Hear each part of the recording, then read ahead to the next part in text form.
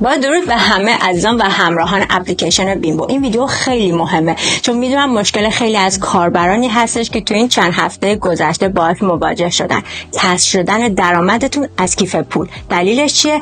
برای اینکه همونطور که ما قبلا هم توضیح دادیم خیلی از شما عزیزان فقط یه حساب جیمیل برای خودتون باز کردین و اصلا نرفتین توی کانال یوتیوب و اکانتتون رو فعال کنید. برای همین فعالیت‌هایی که شما انجام میدین در فضای بیمبو که مستقیم وصل به یوتیوب ممکنه اولش انجام بشه و شما درآمدتون رو توی کیف پول ببینید، ولی بعدا هوش مصنوعی شما رو رصد میکنه و چون کاربر فعالی نیستین اونا کسر میشه. حالا بریم با هم دیگه ببینیم چجوری باید اکانت یوتیوبتون رو با استفاده از جیمیلتون فعال کنید.